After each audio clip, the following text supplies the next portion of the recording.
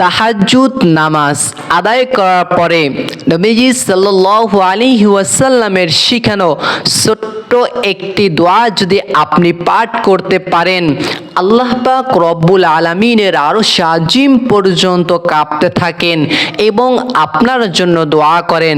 সুবহানাল্লাহ।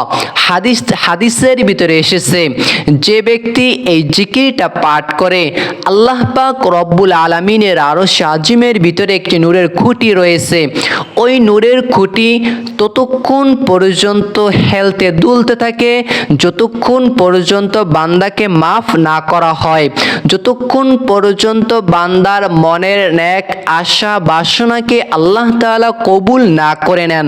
সুবহানাল্লাহ। তাহলে প্রিয়দিনী ভাই ও বোনেরা, তাহাজ্জুদ নামাজ আদায় করার পরে এই জিকিরটা, এই তাসবিহটা, এই আমলটা আপনি অবশ্যই জীবনে একটিবার হলেও করবেন। সারা জীবন সুখে শান্তিতে থাকতে পারবেন। মৃত্যুর আগ পর্যন্ত আর কোনোদিন অভাব অনটন আসবে না। এমনকি নবী সাল্লাল্লাহু আলাইহি ওয়াসাল্লাম বলেছেন, এই আমলটা যদি আপনি করতে পারেন, আল্লাহ তাআলা আপনার ভাগ্যকে ঘুরিয়ে দিবেন, আপনার ভাগ্যকে খুলে দিবেন। এমনকি এই আমলটি যে ব্যক্তি করবেন তার জন্য 7 আসমানের দরজাগুলো খুলে যায়, তার জন্য 7 আসমান 7 জমিনের পর্দাগুলো উঠে যায়। বান্দা তারপরে যা দোয়া করে, যা চায়, আল্লাহ তাআলা সকল কিছু কবুল করে নেন। সুবহানাল্লাহ। আমাদের ভিতরে অনেকেই রয়েছে অনেক ঋণগ্রস্ত হয়ে আছে।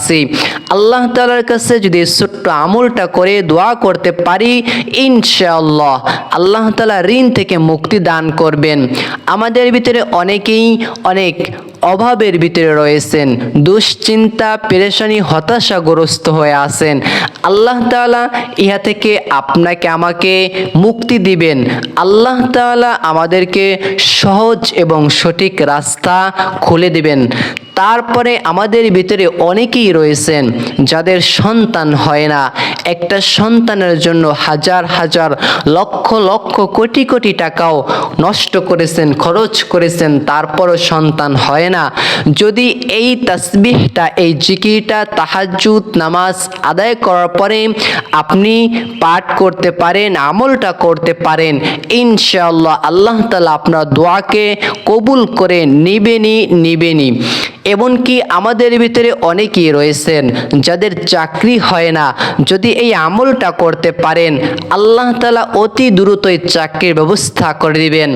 আমাদের ভিতরে অনেক ভাই ও বোনেরা বিদেশে গিয়েছেন, চাকরির ব্যবস্থা হয় না, কাজের ব্যবস্থা হয় না, আকামা আসছে না, বেজে আছে, অথবা আকামা আছে কিন্তু আপনি এখন পর্যন্ত হাতে পান নাই, সেই জন্য আপনাকে পালিয়ে পালিয়ে বেড়াতে হয়। ইনশাআল্লাহ এই আমলটি যদি আপনি করেন, আল্লাহ তাআলা আপনার এই পথ চলাকে সহজ করে দিবেন, আকামার ব্যবস্থা করে দিবেন, নতুন চাকরি, নতুন কাজের ব্যবস্থা করে দিবেন ইনশাআল্লাহ।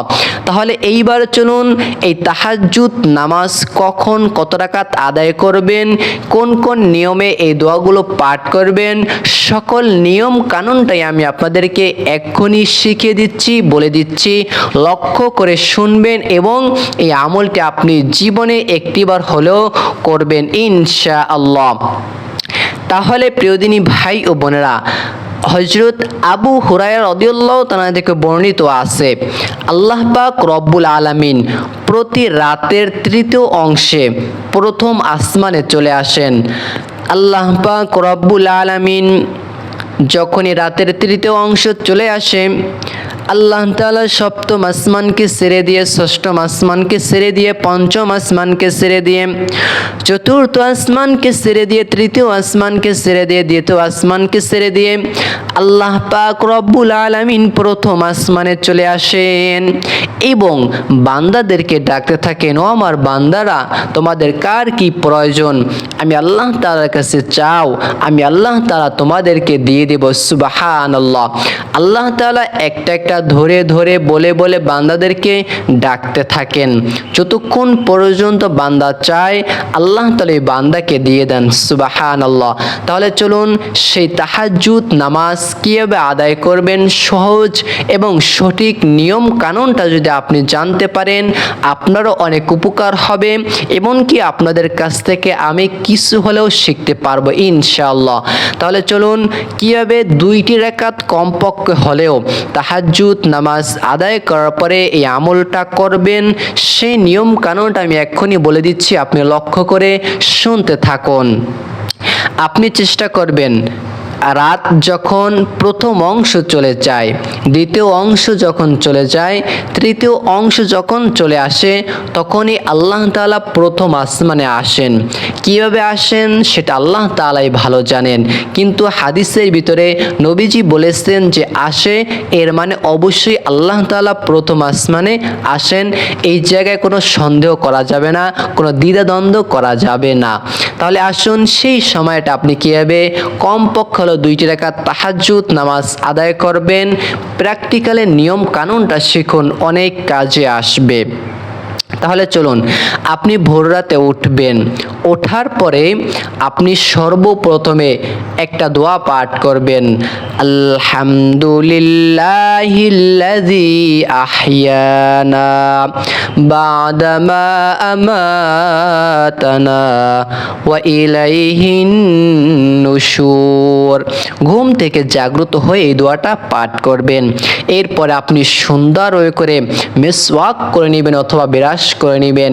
বিরাশ করার পরে আপনি বিসমিল্লাহ পাঠ করে সুন্দরভাবে করে অজু করে নেবেন। অজু করার পরে আপনি অজু যখন শেষ হয়ে যাবে আকাশের দিকে তাকিয়ে পাঠ করবেন, আশহাদু আল্লা ইলাহা ইল্লাল্লাহ ওয়া আশহাদু আন্না মুহাম্মাদান আবদুহু ওয়া রাসূলুহু। এই কালিমা শাহাদাতটাকে আপনি পাঠ করে নেবেন। এরপরে আপনি সুন্দর পোশাক পরে একটু সেজে গুছে তারপরে আপনি জায়নামাজে দাঁড়িয়ে যাবেন, পাঠ করবেন, ইন্নী ওয়াজ্জাহতু ওয়াজহিয়া লিল্লাযী ফাতারাস সামাওয়াতি ওয়াল আরদা হানিফাও ওয়া মা আনা মিনাল মুশরিকিন। এটাকে বলা হয় জায়নামাজের দোয়া। যদি পারেন জায়নামাজে দাঁড়িয়ে নিয়াত করার আগেই পাঠ করে নেবেন। এরপর আপনি আরবিতে যদি নিয়াত করতে চান নিয়াত করবেন, নাওয়াইতু আন উসাল্লিয়া লিল্লাহি তাআলা রাকাতাইস সালাতি তাহাজ্জুদি নফলি রাসূলিল্লাহি তাআলা মুতাওয়াজ্জিহান ইলা জিহাতিল কাবাতিশ শরীফাতি আল্লাহু আকবার। আরবি নিয়াত হয়ে গেল। যদি আরবিতে না পারেন তাহলে বাংলাতে সহজে নিয়াত করে নেবেন। আমি কিবলামুখী হয়ে আল্লাহ তাআলার সন্তুষ্টির জন্য 2টি রাকাত তাহাজ্জুদের নামাজ আদায় করতেছি, আল্লাহু আকবার। আপনার নিয়াত হয়ে গেল। এরপরে আপনি সানা পাঠ করবেন, সুবহানাকাল্লাহুম্মা ওয়া বিহামদিকা ওয়া তাবারাকা ইসমুকা ওয়া তাআলা জাদ্দুকা ওয়া লা ইলাহা গায়রুক। পাঠ করার পরে এরপরে আউযু বিল্লাহি মিনাশ শাইতানির রাজিম, বিসমিল্লাহির রহমানির রহিম পাঠ করলেন।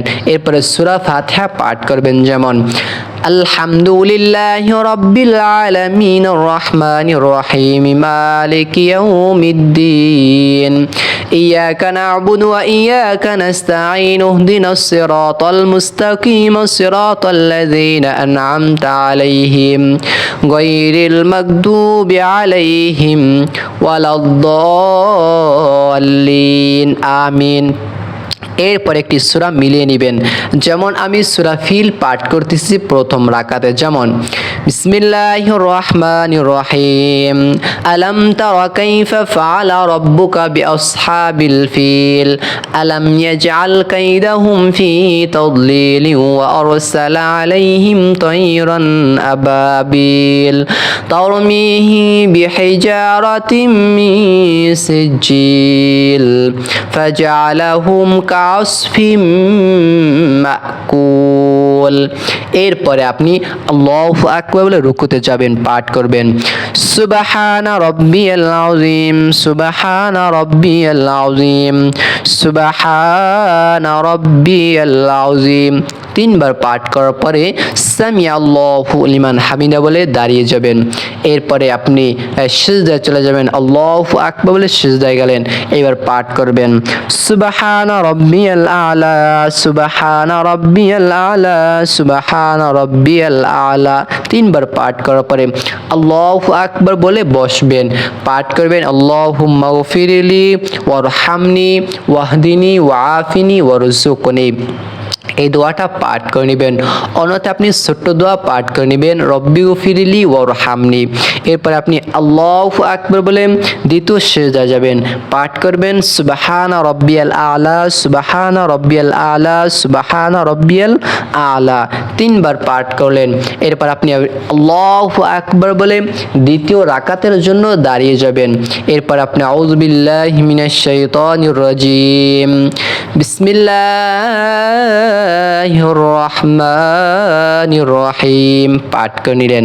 এরপর আপনি পাঠ করবেন সূরা ফাতিহা, যেমন আলহামদুলিল্লাহি রাব্বিল আলামিন আর রহমানির রহিম মালিকি ইয়াউমিদ্দিন ইয়াকা না'বুদু ওয়া ইয়াকা নাস্তাঈন ইহদিনাস সিরাতাল মুস্তাকিম সিরাতাল লাযীনা আন'আমতা আলাইহিম গায়রিল মাগদুবি আলাইহিম ওয়ালাদ-দাল্লিন আমিন। এরপর একটা সূরা মিলিয়ে নেবেন। আমি সূরা কুরাইশ পাঠ করতেছি, যেমন বিসমিল্লাহির রহমানির রহিম লিইলাফি কুরাইশিন ইলাফিহিম রিহলাতাশ শিতাই ওয়াস সাইফ ফালইয়াবুদু রাব্ব হাযাল বাইতিল্লাযী আত'আমাহুম মিন জু'ইন ওয়া আমানাহুম মিন খাউফ। এরপর আপনি আল্লাহু আকবার বলে রুকুতে যাবেন, পাঠ করবেন সুবহানা রাব্বিয়াল আযীম, সুবহানা রাব্বিয়াল আযীম, সুবহানা রাব্বিয়াল আযীম। এরপর আপনি সামি আল্লাহু লিমান হামিদা বলে সোজা হয়ে দাঁড়িয়ে যাবেন।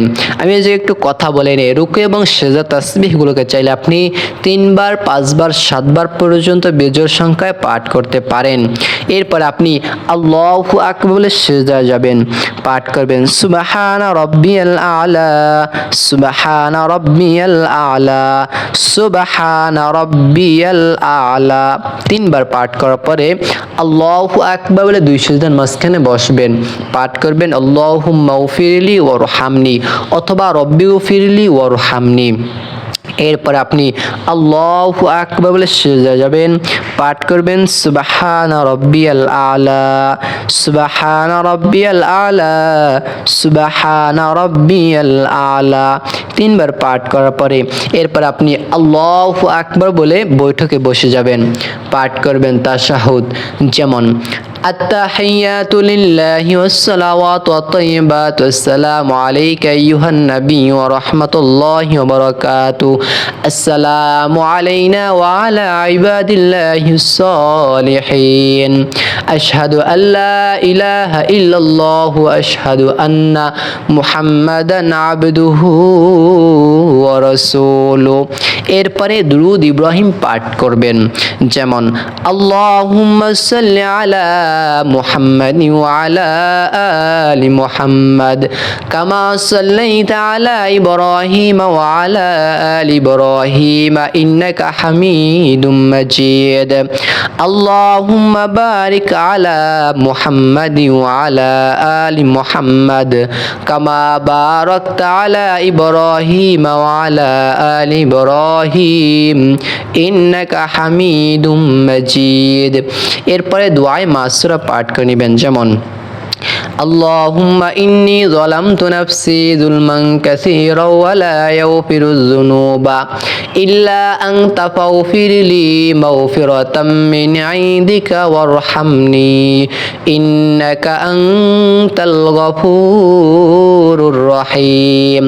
এরপরে আসসালামু আলাইকুম ওয়া রাহমাতুল্লাহ, আসসালামু আলাইকুম ওয়া রাহমাতুল্লাহ বলিয়া নামাজ শেষ করে নেবেন। এরপরে আপনি ওই স্থানেই বসা থাকবেন। বসার পরে সর্বপ্রথমে 7 বার ইস্তিগফার পাঠ করে নেবেন। আস্তাগফিরুল্লাহ আস্তাগফিরুল্লাহ আস্তাগফিরুল্লাহ 7 বার কেন পাঠ করবেন? আল্লাহ তাআলা নিজেই বলেছেন, আমার বান্দারা তোমরা বেশি বেশি করে আমি আল্লাহ তাআলার উপরে ইস্তিগফার পাঠ করো, তাহলে আমি আল্লাহ তাআলা তোমাদের রিজিকের ভিতরে বরকত দিব, অভাব অনটনকে দূর করে দিব, হতাশা পেরেশানি দুশ্চিন্তাকে আমি আল্লাহ তাআলা দূর করে দিব। তারপরে আপনি নবীজি সাল্লাল্লাহু আলাইহি ওয়াসাল্লামের উপরে 7টি বার দুরূদ শরীফ পাঠ করবেন, ছোট্ট দুরূদ। সাল্লাল্লাহু আলাইহি ওয়াসাল্লাম সাল্লাল্লাহু আলাইহি ওয়াসাল্লাম সাল্লাল্লাহু আলাইহি ওয়াসাল্লাম। এই দুরূদটাকে 7 বার পাঠ করার পরে এরপরে আপনি সেই নবীজি সাল্লাল্লাহু আলাইহি ওয়াসাল্লামের শেখানো দোয়াটা 7 বার পাঠ করবেন। এই জিকিরটা 7 বার পাঠ করবেন, কেননা এই জিকির সম্পর্কে নবীজি বলেছেন, 7 আসমান 7 জমিনকে যদি এক পাল্লায় রাখা হয়, অপর পাল্লায় যদি জিকিরটাকে রাখা হয়, তারপরে জিকিরের পাল্লাটা ভারী হয়ে যাবে। সুবহানাল্লাহ। এমনকি হযরত মুসা আলাইহিস সালাতু ওয়াসসালাম বলেছেন, আল্লাহ আপনি আমাকে স্পেশাল একটি জিকির শিখিয়ে দেন, যে জিকির শুধু আমি মুসা তুমি আল্লাহ তাআলাকে ডাকতে পারবো, সেরকম একটা জিকির আমাকে শিখিয়ে দেন। তখন আল্লাহ তাআলা হযরত মুসাকে বললেন, ও মুসা তুমি পাঠ করো, লা ইলাহা ইল্লাল্লাহ লা ইলাহা ইল্লাল্লাহ লা ইলাহা ইল্লাল্লাহ। এই জিকিরটা যদি কোনো বান্দা পাঠ করে, আল্লাহ পাক রব্বুল আলামিন ওই বান্দাটার জীবন যৌবনের সমস্ত গুনাহকে মাফ করে দেন। ওই বান্দাটার মনে নেক আশা বাসনাকে আল্লাহ তাআলা কবুল করে নেন। এবং এই জিকিরটা যদি কোনো বান্দা পাঠ করে, 7 আসমান 7 জমিনের ভিতরে একটি নূরের খুঁটি রয়েছে, নূরের খুঁটি হেলতে দুলতে থাকে। সুবহানাল্লাহ। তাহলে পাঠ করবেন, লা ইলাহা ইল্লাল্লাহ। যদি সম্ভব হয়, হাতে সময় থাকে, 100 বার পাঠ করার চেষ্টা করবেন। কেননা হাদিসের ভিতরে আরো এসেছে, বান্দা যখন গুনাহ করে করে করে গুনাহ করতেই থাকে, কলবের ভিতরে কালো দাগ হয়ে যায়। বান্দা যখন একটি বার পাঠ করে লা ইলাহা ইল্লাল্লাহ, ওই কলবটা থেকে একটি গুনাহ মুছে যায়। একটি গুনাহ মুছতে মুছতে বান্দার কলবটা পরিষ্কার হয়ে যায়। তারপর থেকে ওই বান্দাটা নেকির কাজ করতে ভালোবাসে। তাহলে এই জিকিরটা যদি পারেন 100 বার করার চেষ্টা করবেন, অন্যথায় কম হলেও 7 বার এই জিকিরটা করার চেষ্টা করবেন। লা ইলাহা ইল্লাল্লাহ সর্বশেষে গিয়ে পাঠ করবেন পুরা কালিমাটাই, লা ইলাহা ইল্লাল্লাহু মুহাম্মাদুর রাসূলুল্লাহ। তারপরে আপনি 7 বার দুরূদ শরীফ পাঠ করবেন, সাল্লাল্লাহু আলাইহি ওয়াসাল্লাম সাল্লাল্লাহু আলাইহি ওয়াসাল্লাম সাল্লাল্লাহু আলাইহি ওয়াসাল্লাম 7 বার পাঠ করার পরে এরপরে আপনি আল্লাহ তাআলার কাছে 2টা হাত তুলে সর্বপ্রথম আল্লাহ তাআলা প্রশংসা করবেন, নবীর জন্য দোয়া করবেন, মুরব্বীদের জন্য দোয়া করবেন, মা বাবাদের জন্য দোয়া করবেন। এরপরে আপনি আল্লাহ তাআলার কাছে যা দোয়া করেন, যা চাওয়ার সব কিছু তখনই আপনি চাইবেন, দোয়া করবেন। ইনশাআল্লাহ অনেক ঋণগ্রস্ত হয়ে আছেন, ঋণ থেকে আল্লাহ তাআলা মুক্তি দান করবেন। বিপদের ভিতরে রয়েছেন, হতাশাগ্রস্ত হয়ে আছেন, আল্লাহ তাআলা দূর করে দিবেন। জীবনের ভিতরে সুখ শান্তি আল্লাহ তাআলা দান করে দিবেন। চাকরি বাকরির ভিতরে আল্লাহ তাআলা উন্নতি দান করে দিবেন। এবং যারা প্রবাস জীবনে রয়েছেন, ইনশাআল্লাহ আল্লাহ তাআলা ভালো কাজের ব্যবস্থা করে দিবেন, আকামার ব্যবস্থাও করে দিবেন। যাদের সন্তান হয় না, আল্লাহ তাআলা উত্তম নেককার সলিহিন সন্তান দান করে দিবেন। তাহলে অবশ্যই আমলটি এই নিয়মে এইভাবে করে দিবেন। আমি পরিপূর্ণ নিয়ম কানুনটা আপনাদেরকে শিখে দেওয়ার চেষ্টা করেছি। ভালো থাকুন, সুস্থ থাকুন। আপনাদের সঙ্গে আমি ছিলাম মোহাম্মদ রাফিউল ইসলাম সাকিব। আসসালামু আলাইকুম ওয়া রাহমাতুল্লাহ।